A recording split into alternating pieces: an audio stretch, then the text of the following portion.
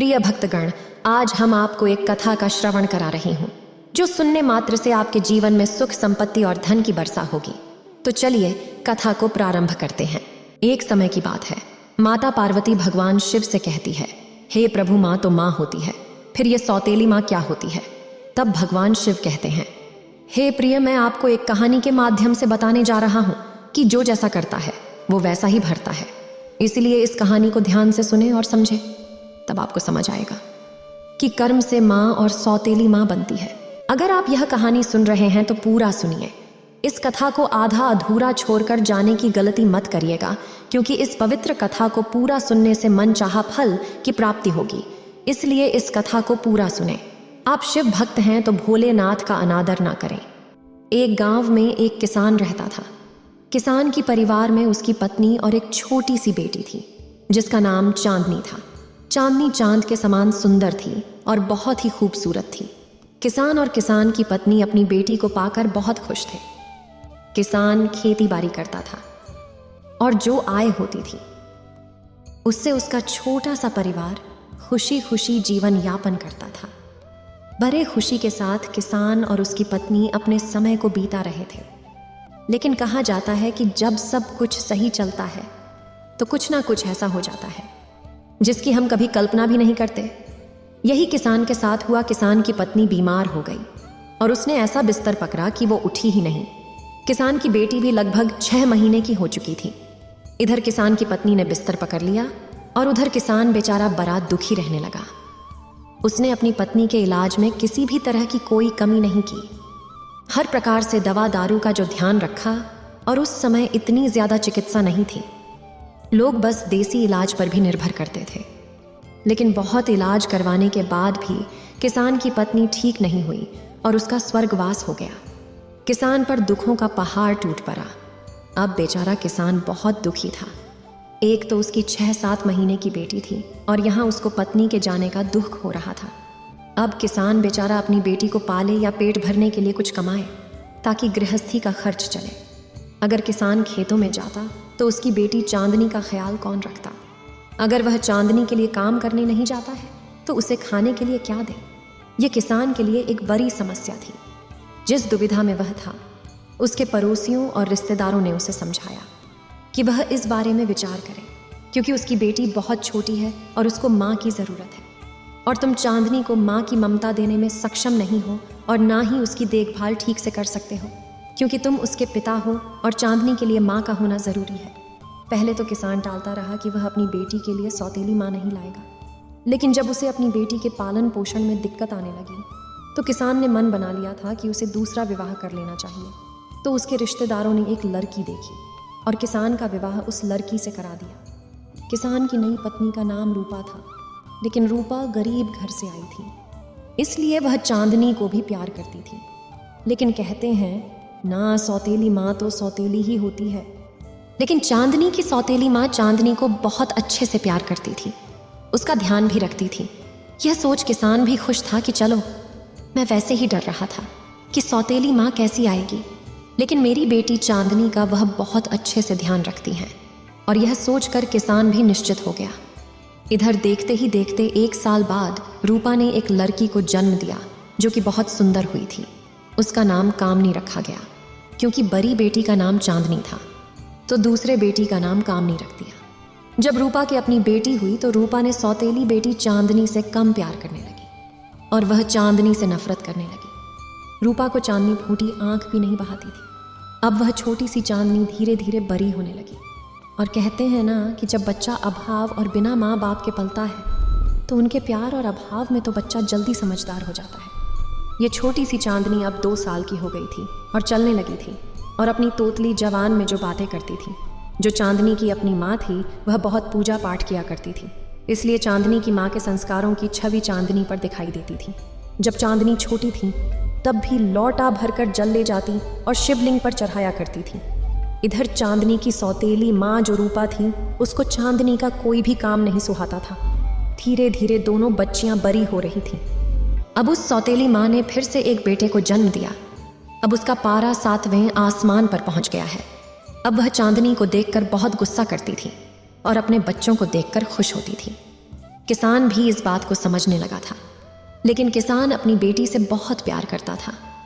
चांदनी की सौतेली माँ घर में कलेश मचाती थी, लेकिन किसान चुपचाप रहता था। जो बात रूपा किसान से कहती थी वह सच मान ली जाती थी। अब समय के साथ दोनों लड़कियां बड़ी हो गई हैं। वह चांदनी भगवान की पूजा पाठ करने वाली सुंदर सुशील लड़की थी। किसान की दूसरी लड़की कामनी नटखट थी, लेकिन कहते ना माँ के लिए तो क्या कुरूप और क्या सुंदर, उसे तो अपनी औलाद ही प्यारी लगती है। लेकिन जो रूपा का लड़का था, जिनका नाम श्याम था, वो चांदनी को बेहद प्रेम करता था। वह उसे अपनी सौतेली बहनें नहीं समझता था। लेकिन कामनी और उसकी माँ चांदनी को देखकर बिल्कुल भी खुश नहीं रहती थी। अब धीरे धीरे दोनों लड़कियां विवाह योग्य हो गई थीं। चांदनी अड़ोस पड़ोस में सबकी चहेती थी, वह सबकी मदद करती थी। किसान ने कहा कि मैं चांदनी का विवाह करना चाहता हूँ। तब किसान की पत्नी बोली, सुनो, लड़कियों की शादी बाद में करेंगे, पहले घर में बहू आ जाए, क्योंकि लड़का भी जवान है। उसने घर में पहले अपने बेटे की शादी की। घर में बहू आ गई। नई बहू से चांदनी बहुत ही खुश रहती थी। चांदनी अपनी भाभी का पूरा ख्याल रखती, उसका काम में हाथ बंटाती और हर तरीके से उसकी मदद करती थी। और उल्टा कामनी अपनी भाभी के किसी भी काम को हाथ नहीं लगाती थी। उल्टा भाभी पर रौब झाड़ती रहती थी और भाभी के काम में कमियां निकालती, जिससे भाभी का झुकाव चांदनी की तरफ ज्यादा हो गया। कामनी की भाभी कामनी को कम पसंद करती थी और यही कारण था कि चांदनी को ताने सहने पड़ते थे।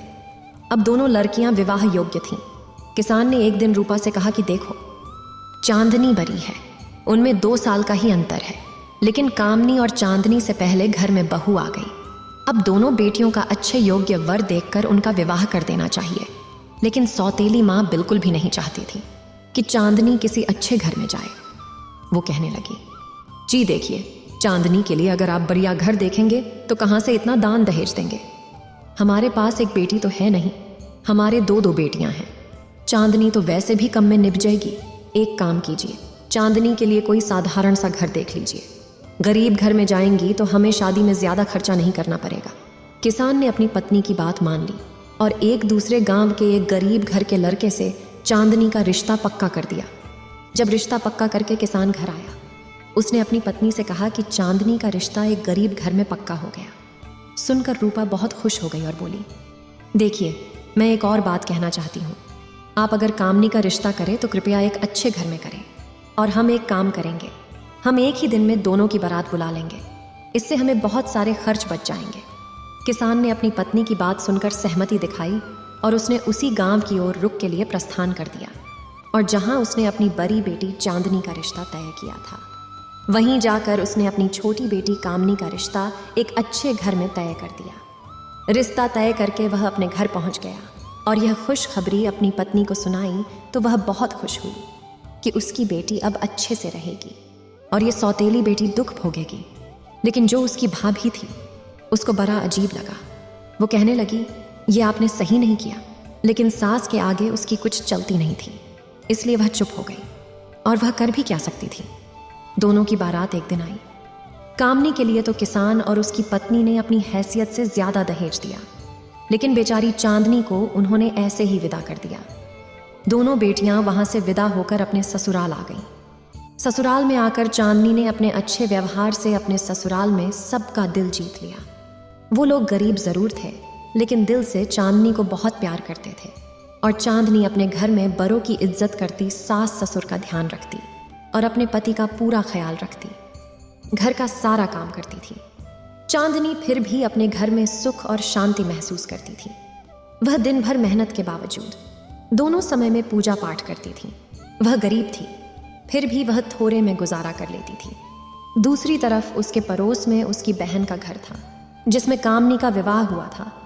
उस घर में नौकर और चाकर थे, लेकिन वहां कमानी अपने घर के लोगों के साथ खुश नहीं रहती थी। एक दिन कामनी ने अपने घर में कीर्तन आयोजित किया और पूरे गांव को बुलाया, लेकिन उसने चांदनी को नहीं बुलाया।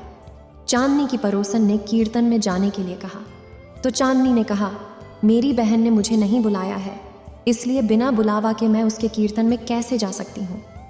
पड़ोसी ने कहा, देखो चांदनी बहन, कीर्तन में जाने के लिए बुलावे की जरूरत नहीं होती। वहां तो पूजा पाठ होता है, भगवान को याद किया जाता है, भगवान की पूजा अर्चना की जाती है, भजन कीर्तन होता है। जितनी ज्यादा से ज्यादा उसमें शामिल हो जाए उतना ही पुण्य प्राप्त होता है। धार्मिक विचारों की तो थी ही चांदनी। पड़ोसन की बात सुनकर उनके साथ चली गई। जब वो अपनी बहन के घर पहुंची तो चांदनी को देखते ही उसकी बहन कामनी उस पर बरस पड़ी। कहने लगी, मैंने तुझे बुलाया नहीं, फिर भी तू मेरे घर चली आई। वह कहने लगी, मैं तो पूजा पाठ की वजह से तुम्हारे घर आ गई हूँ। कामनी कहने लगी, तो अच्छा ठीक है, अगर तुम मेरे घर आ गई हो तो चुपचाप एक कोने में बैठ जाओ, किसी से कुछ नहीं कहना। वो बेचारी चुपचाप एक कोने में बैठ गई। भजन कीर्तन हुआ। इधर चांदनी तो धार्मिक विचारों की थी, भगवान को बहुत दिल से मानती थी और वह भोलेनाथ की पूजा पाठ किया करती थी। जब वह भगवान की आराधना सुनती तब उनका मन भगवान की भक्ति में लगा रहता था। पूजा के अंत में जब सभी को प्रसाद मिला तब भी उसका ध्यान भगवान पर ही रहता था। चांदनी ने प्रसाद मांगा लेकिन कामनी ने उसे नहीं दिया और उसे अपमानित किया। कहने लगे, ये कौन है जो बिना बुलाए आ गई? हम बुलाते नहीं हैं, फिर भी ये आ गई। चांदनी अपमान सह गई और अपने घर लौटी, लेकिन उसकी छोटी बहन कामनी की बातों से उसे बहुत चोट पहुंची थी। घर में आकर उसने रोना शुरू किया। फिर उसने खाना बनाया और अपने परिवार को खिलाया। चांदनी का मन बहुत दुखी था क्योंकि उसने सच्चे मन से भगवान की पूजा की थी। उसे नहीं पता था कि आज उसे जहर का घूंट पीना पड़ेगा। वो अपने पति से बोली, देखिए जी, आज मेरा मन विचलित है। आज मैं अपने मायके होकर आती हूँ, तो आप बच्चों को देख लेना। कल सुबह तक मैं आ जाऊंगी। खाना बनाकर बच्चों को खिलाकर अपने सास ससुर और पति से आज्ञा लेकर चांदनी अपना मायके की तरफ बढ़ी, क्योंकि जो भाभी थी वो पूर्णिमा की बहुत मदद करती थी, उसे बहुत पसंद करती थी। जब भी चांदनी दुखी होती थी अपनी भाभी से मिलकर उसको तसल्ली मिलती थी। उसकी भाभी भी उसका पूरा सहयोग करती थी। अब चांदनी बेचारी पैदल ही अपने मायके के लिए चल दी। चलते चलते वो बेचारी जंगल में रास्ते से होकर जा रही थी। तभी उसने देखा एक औरत बैठी हुई थी। वह काफ़ी बूढ़ी थी, सर के सफ़ेद बाल थे। उसके पास ये तुलसी जी का बिरला लगा था। वह औरतों से कहने लगी, मेरी बेटी, मैं बहुत बुरी हूँ, मैं बहुत लाचार हूँ। बाल खुल गए हैं, क्या तुम इनको थोड़ा बांध दोगी? मुझे बड़ी गर्मी लग रही है। बेचारी बूढ़ी बहुत ही बूढ़ी थी, उसके बाल उलझे हुए थे। चांदनी को उन्हें देखते ही दया आ गई और उसने उस बूढ़ी अम्मा के बालों में तेल लगाकर मालिश कर दी और अच्छे से उसके बालों को बांध दिया। बूढ़ी माँ ने कहा, बेटी, मेरा यह चबूतरा है तुलसी जी का, यहाँ पर भी बड़ी गंदगी हो गई है, मेरे से तो होता नहीं है। अगर बेटी तुम चाहो तो थोड़ी सी सफाई कर दो। चांदनी हृदय की बहुत अच्छी थी। उसने तो उसका सारा काम कर दिया और बोली, माँ जी, अब आज्ञा दो तो मैं अपने मायके जा रही हूँ। वह बुढ़िया माई उसे आशीर्वाद दिया और वो खुशी खुशी आगे बढ़ी। आगे चली तो उसने देखा एक बूढ़ा बाबा बैठा हुआ था, जो कि भगवान शंकर ही थे, तुलसी जी के पास थे। वो साक्षात तुलसी माता थी। लेकिन अब जब वो आगे गई तो उसने देखा लंबी लंबी दाढ़ी, लंबे लंबे जटा, बहुत ही विकराल रूप करके भगवान शिव बैठे हुए थे। अब वो जब आगे गई तो उन्होंने चांदनी को देखा। तब भगवान अपने भक्त की परीक्षा लेते हैं। वैसे तो थी ही भगवान की भगत, इसलिए भगवान भी उसकी परीक्षा ले रहे थे। भोले बाबा बोले, बिटिया, हम बहुत प्यासे हैं, हमें पानी चाहिए। बोली, बाबा मैं अभी पानी लाई। उसने उनको पानी पिलाया। शिव जी कहने लगे, बेटा देखो, हमारे पाँव में कितना जख्म हो गया है, इस पर मक्खियाँ भिन भिना रही हैं। हम जो इतने परेशान हैं, इतने बूढ़े हो गए हैं, इनकी देखभाल नहीं कर सकते। चांदनी ने बूढ़े बाबा को देखा और स्वच्छ पानी लेकर बाबा के जख्मों को साफ किया। अपना आंचल फाड़कर पट्टियां बांधी। बाबा ने खुशी खुशी उसे आशीर्वाद दिया। आशीर्वाद लेके चांदनी ने बाबा से कहा, मैं जा रही हूँ। आगे जाकर वो गंगा नदी के पास पहुंची तो वहां पर एक नाव थी। फिर वो उसमें बैठ गई। तभी गंगा मैया प्रकट हुई और चांदनी से कहा, बेटी, इस नाव से तुम चली जाओ। और नव से पार होकर वे अपनी भाभी से मिलने आ गई। लेकिन उसने अपने और कामनी के बारे में कोई भी बात अपनी भाभी को नहीं बताई कि कैसे कमानी ने उसका अपमान किया है। वह अपनी भाभी से मिली, फिर अपने बाबा से मिली और अपनी सौतेली माँ से मिली। सौतेली माँ की तो उसे देखते ही क्रोध से भर गई। वह तो उसे ताने सुनाने लग गई। पति के घर भी नहीं टिकती, जब चाहो मुंह उठाकर चली जाती है। लेकिन उसकी भाभी बोली, कोई बात नहीं माँ जी, बेटी तो अपने मायके ही आती है और ये हमारे पास नहीं आएगी तो वो कहाँ जाएगी। फिर चांदनी ने अपनी भाभी के साथ मिलकर रहने लगी। भाभी बड़ी खुशी खुशी नंद का हाल चाल पूछी। नंद बड़ी खुश हुई अपनी भाभी से मिलकर, क्योंकि वह बहुत दुखी थी। मायके जाकर उसका मन हल्का हो गया था। जब अगले दिन वह बोली, भाभी अब मुझे विदा दीजिए, अब मैं अपने घर को जाती हूँ। तुमसे मिलकर मुझे अच्छा लगा। मेरे मन का बोझ उतर गया। लेकिन फिर भी उसने कामनी वाली बात अपनी भाभी को नहीं कही। जाते समय भाभी कहती हैं, मायके से कभी बेटी खाली हाथ नहीं जाते। तो उनके भाभी भैया ने भेंट अपनी बहन को एक साड़ी दी। उस साड़ी को लेकर वे खुशी खुशी चली गई। फिर वह उसी गंगा नदी पर आई जहाँ गंगा मैया बैठी हुई थी। गंगा मैया कहने लगी, अरे बिटिया, तुम तो वही हो जिन्होंने कल मेरी बड़ी मदद की। मेरे पास बेटी ने ये थोड़ी सी रेत है, ये ले जाओ। और उसने पल्लू पसार लिया। चांदनी बोली, आशीर्वाद से जो तुम दोगी मुझे वो मंजूर है। गंगा मैया ने अपने रेत उठाई और उसने आंचल में रख दी। वे लेकर वे आगे चली तो भगवान शिव जी, जो कि बूढ़े के रूप में बैठे हुए थे, वह बोले, अरे बिटिया, तुम तो कल वाली बिटिया हो। देखो मेरे जख्म कितने ठीक हो गए हैं। बेटा, मैं तो पूरी तरह से बहुत अच्छा महसूस कर रहा हूँ। और बेटी, मेरे पास तो कुछ नहीं है, ये थोड़ी सी भभूति है, ये ले लो। चांदनी ने अपना आंचल पसार दिया और भोले बाबा ने उसमें अपनी भभूति दी और खुशी खुशी वह अपने घर जा रही थी। रास्ते में फिर वहीं तुलसी का चौरा पड़ा। वहीं बुढ़िया मिली जिसके सफ़ेद बाल थे। वो, अरे बेटियाँ, तुम तो कल वाली बिटिया हो। देखो मेरी तुलसी भी लहलहा रही है। तुमने इसे सींच दिया और देखो तुमने मेरी इतनी सेवा की बेटी, मेरे पास देने के लिए तो कुछ नहीं है। उसने थोड़ी सी तुलसी की मंजरी तोड़ी और चांदनी को दे दी। चांदनी ने भी अपना आंचल पसार कर उनको ले लिया और अपने घर को जल्दी घर जाकर उसने सबकी पोटली बनाई और उसे घर के एक कोने में रख दी। वह अपने घर के काम में लगी। बच्चों के लिए खाना बनाया, घर की साफ सफाई की, अपने सास ससुर को खिलाया और पति बच्चों को खिलाया और खुद भी खाकर सो गई। सुबह होते ही घर में जब झाड़ू लगाने चली तो घर हीरे मोती तरह तरह के कीमती आभूषणों से चमक रही थी। हीरे मोतियों की चमक चमचम कर रही थी। उसका पति बोला, अरे चांदनी, ये सब क्या है? तुम तो कल मायके गई थी, ये सब कहाँ से लाई हो? कहीं से चोरी की या डकैती डाली? ये क्या है? चांदनी कहने लगी, देखिए जीना, तो मैंने कहीं चोरी की नहीं, कोई डकैती डाली। ये सब तो भगवान ने खुश होकर मुझे दिया। और उसे कल जब वह दुखी थी, इस बात को उसने अपने पति से भी नहीं कहा था कि उसकी बहन कामनी ने उसका कितना अपमान किया था। वहाँ से लेकर जब उन्होंने अपने मायके तक का सफ़र किया तो रास्ते में कौन कौन से मिले, उसने अपने पति को बताया तो उन्होंने भी हाथ जोड़ लिए। और चांदनी के दिन तो साक्षात भगवान के दर्शन दिए हैं। चांदनी, तू सच्चे हृदय की सच्ची औरत है। तू दुख सुख सबको जानती है, सबके दुख में दुखी होती है और भगवान ने तुझसे खुश होकर ही तेरे दुखों का अंत किया है। अब तो चांदनी के तो दिन ही बदल गए और चांदनी के तो ठाठ हो गए।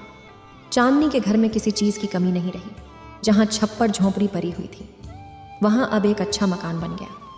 अब तो चांदनी की तो सारे गांव में वाहवाही हो गई कि पता नहीं ऐसा क्या चमत्कार हुआ है जिससे चांदनी के घर में इतना कुछ धन दौलत भर गया है। जब ऐसा कोई काम होता है तो आसपास के गांवों तक भी चर्चा फैल जाती है। यही चर्चा कामनी तक भी पहुंची।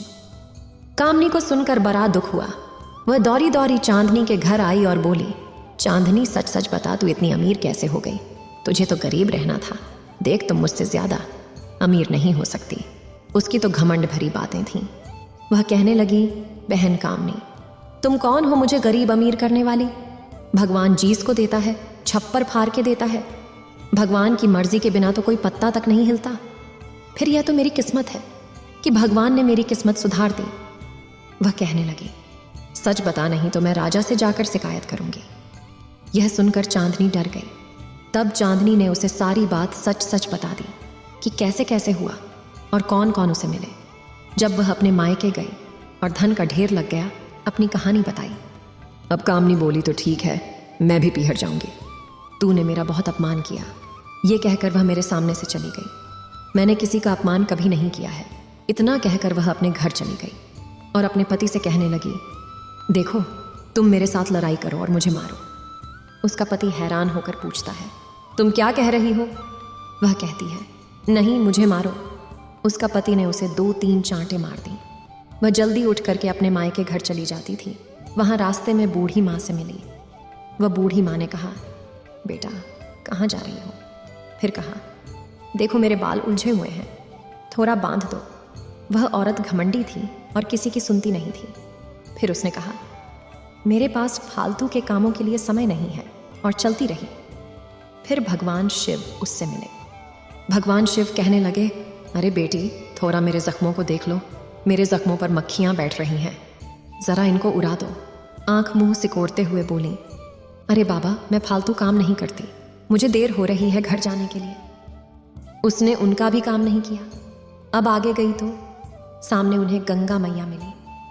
गंगा मियाँ ने भी कहा, बेटी मेरे घाट की सफाई कर दो। उसने कहा, देख बुढ़िया, मेरे पास समय नहीं है, मैं किसी अच्छे काम के लिए जा रही हूँ, मुझे टोको मत। और वे गंगा जी पार करके अपने घर पहुंच गई। न भाभी से मिली। वह जाकर माँ के पास बैठ गई और लगे चांदनी के चुगलियां करने लगी। माँ चांदनी आई थी। भाभी ने उसे बहुत कुछ दे दिया है, उसके दिन अब बदल गए हैं। चांदनी ने अपनी माँ और उसकी भाभी के बीच घर में एक लड़ाई करवा दी। वह कहने लगी, माँ जी, मैंने तो सिर्फ एक साड़ी के अलावा चांदनी को कुछ नहीं दिया, लेकिन बेटी कहने में आकर रूपा ने अपने बहू के साथ काफ़ी झगड़ा किया। वह आगे कहने लगी, हम क्या दे सकते हैं, वो तो उसकी किस्मत है, उनके कर्म अपने हैं, इसलिए भगवान ने उसकी सुनी है। कामनी ने उससे खूब झगड़ा किया। जब वह विदा होने लगी तो कहने लगी, भाभी मुझे साड़ी तो दे दो। वह कहने लगी, दीदी तुम्हारे लायक मेरे पास कोई साड़ी नहीं है, तुम्हें मैं क्यों साड़ी दूंगी। कल से आई है तब से तुमने मेरे घर में झगड़ा लगा दिया है। कामनी की माँ ने उसे कई साड़ियाँ दी क्योंकि वह उसकी माँ थी, और बोली, बेटी तुझे जो ज़रूरत है तू मुझसे कहा कर। ये तो चांदनी को देगी, इसे तुम अपनी नंद नहीं लगती, इससे तो वही नंद लगती है। तरह तरह के ताने जो अपनी बहू को सुनाकर वहाँ से चली जाती है, फिर वहाँ से कमानी अपने घर के लिए जाती है। तब रास्ते में गंगा मैया बोली, अरे बेटी, कल तुम मेरे पास आई थी, सो थोड़ी सी रेत ले जा। तभी उसे याद आया कि हाँ, चांदनी को भी रेत दी थी। उसने अपनी झोली में रेत ले ली। कामनी आगे आगे गई तो फिर वहाँ तुलसी मैया मिली। बोली, बेटी मेरे पास तो ये अंजरी है, ले जाओ। बोली, हमने तुम्हारी बहन को भी तो दिया था, तो तू भी ले जा, और उसे दे दिया। अब रास्ते में भोले बाबा उसके पास मिल जाते हैं। तब भगवान शंकर जो बूढ़ा बाबा के रूप में कहते हैं, बेटी तू कल मिली थी ना, मेरे पास कुछ तो है ना, ये भभूत ले जा। और उसने वह भी ले ली। फिर सारे को झोली बना के अपने घर में रख दी। फिर रात को खाना बना कर रख दी। फिर उसी की तरह अब सुबह उठी झाड़ू लगाने चली तो अचानक देखी घर में कीड़े मकोड़े बिच्छू बहुत सारे जो एकदम से घर में आ गए थे। अब तो घर कीड़े से भर गया। फिर वह चांदनी को कोसने लगी। चांदनी के पास जाकर गुस्से में बातें करना शुरू कर दी। फिर कहने लगी कि कौन सा जादू टोना करवा दिया, मेरे घर में इतने सुख सुविधाएं थीं, अब मेरा घर कीड़े का जाल बन गया है। उसी जगह सब बोलने लगे कामनी को, यह सब तेरे लालच का परिणाम है। चांदनी एक साध्वी की तरह रहती है, पूजा पाठ करती है, वह सभी के साथ रहती है, और जो कुछ भी हुआ वह लोभ के कारण हुआ है, इसलिए भगवान ने तुझे सजा दी है। इससे सबको सीख को मिलेगा। आने वाले समय में अच्छा व्यवहार करें। लालच करना बुरी बात है, इसलिए चांदनी जैसा व्यवहार करें ताकि तेरे भी दिन सुधरें। तूने जो भी किया, तेरे घर में इतना सामान भरा हुआ है, फिर भी तुझे जो लालच आया, इसलिए भगवान ने तुझे सजा दी है। इसलिए सबको सीखना चाहिए कि चांदनी जैसा व्यवहार करें और कामनी जैसे नहीं। तब भगवान शिव कहते हैं, इसे सुनने वालों की सभी मनोकामनाएं पूरी हों। इस वीडियो को बोलते समय कोई त्रुटि हो तो मैं क्षमा चाहती हूँ। उम्मीद है आप सभी को यह वीडियो अच्छी लगी होगी। अगर आप शिव के सच्चे भक्त हैं तो चैनल को सब्सक्राइब और वीडियो को लाइक करके कमेंट में हर हर महादेव लिख दीजिए।